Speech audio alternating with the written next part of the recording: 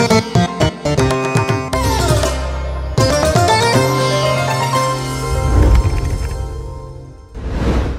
प्रिय मने प्रभु जीशु नाम रे आपन को अभिनंदन ज्ञापन करुछि। आपण कोन खुशीर सहित अछंती?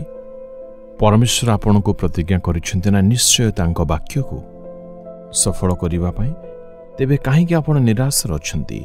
परमेश्वर निश्चय करिवे। संपूर्ण हृदय जदि विश्वास करिवे परमेश्वर निश्चय करिवे। प्रतिदिन आशार सहित प्रार्थना करू एवं बाइबल पढ़ू। प्रतिदिन परमेश्वर जहाँ करियछंती सेही उपकार सब स्मरण करी प्रभु को आम मैंने स्तुति करू, परमेश्वर को धन्यवाद दू। आशार रहिले ही परमेश्वर करिवे। आज परमेश्वर एक वाक्य को आम पाई देवाकू चाहती। जिसाय 30 अध्यायर 18 पदरे पुणी तहि सकाश सदा प्रभु तुम्हମାନଙ୍କ प्रति अनुग्रह करिबा पई अपेक्षा करिवे आ तहि सकाश तुम्हମାନଙ୍କ प्रति दया करिबा निमंते से उन्नत हेबे। आपण को दया करिबा पई परमेश्वर बहुत से अपेक्षा करिले। आपण मध्य करिले ना? परमेश्वर मते दया करिवे, परमेश्वर मते अनुग्रह करिवे। आपण बहुत समय अपेक्षा रे रहिले ना? आज परमेश्वर आपणक पई अपेक्षा करूछंती। परमेश्वर कहउछंती मोहर पुओ मोर झियो जहाँ से करिवे सेथि निमंते आम्भमानको अपेक्षा करिवाको हबो। सेथि निमंते आम्भमानको अपेक्षा करिवाको हबो। परमेश्वर काईकि अपेक्षा करंती जानंती? आपणा समय जेपरि करिवे एथिपाई से अपेक्षा करूछंती। परमेश्वर सकल विषय आपणा समय अनुसार करंती। एणु उचित समय आसीबार जाए परमेश्वर अपेक्षा करंती। प्रभु जीशुको प्रथम आश्चर्यकर्म विषय जानते ना? जल को से द्राक्षारसरे परिणत कले आपण ताहा जानते ना? प्रभु जीशु एवं समस्त शिष्य माने सेठा निमंत्रित होइथिले। आउ जेपरि सेठारे भोजी भात होथला सेठारे द्राक्षारसर अभाव वाला वर्तमान समस्त सेठारे निंदा अपमान सहिबार अवस्था थिले। एही परी परिस्थिति रे जीशु सेमानकु कहले मोहर समय उपस्थित होई नाही। प्रभु जीशु समय अपेक्षा रे थिले। पितांक समयर अपेक्षा करिबा पई प्रभु जीशु अपेक्षा रे थिले। पिता जेतेबेले कहिबे सेतेबेले से करिवे। आपण एपरि केबे कहंतु नाही मो इच्छा रे मु करिबी। पितांक समय रे करिबा दरकार। पिता परमेश्वर ठारू उत्तर मिलिबार तत्क्षणात से आश्चर्य कर्म कले। विवाह परिसर रे जो दुख छाई जाइथिला पूरा आनंद रे ताहा परिणत हला। ठीक समय परमेश्वर अपेक्षा करंती। आज्ञा हाँ, परमेश्वर एक समय रखिथांती। से तहिर अपेक्षा रे थांती।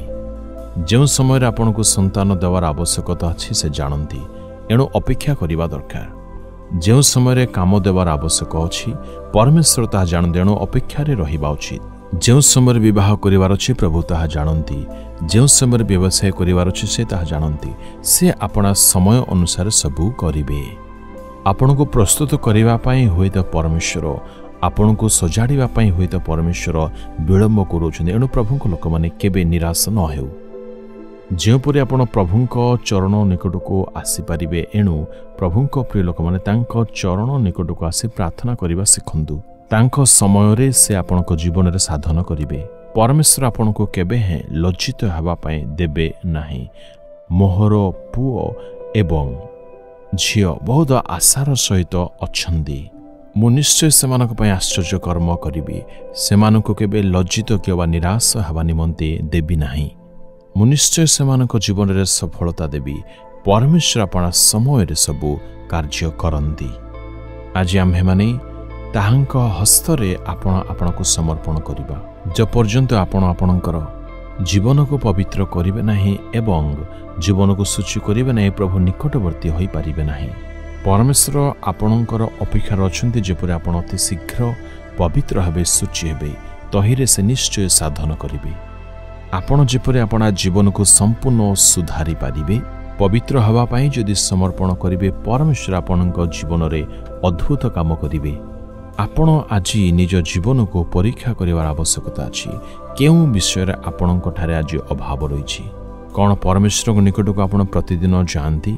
ताहांक निकट रे जे प्रतिदिन प्रार्थना आपण करंती? आपणक बाइबल अध्ययन समय किपरि चलछि? केउ विषय आज आपणकर अभाव देखा जाउछि? परमेश्वर आपणकर समस्त दोष को क्षमा करिवा पई चाहंती। आज आपणक सकल विषय को समीक्षा करी प्रभु को कहतु, प्रभु मते क्षमा कर, मोर सकल दोष अपराध सब क्षमा कर। एहीपरि समस्त पाप सबु तुम आज ईश्वर ठार स्वीकार करी पाप क्षमा माग। परमेश्वर निश्चय जीवन रे साधन करिवे।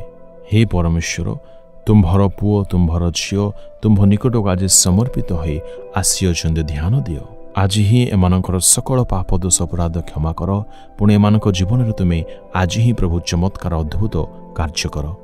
आज एमानक जीवन रे अद्भुत कार्य चमत्कार कार्य हेबाकु दियो। समस्त खुशी जेपुरे माने फेरी पाइबे एही प्रकार अद्भुत कार्य प्रभु आज ही एमानकर जीवन रे कर बोली प्रार्थना करूछि। आमेन आमेन।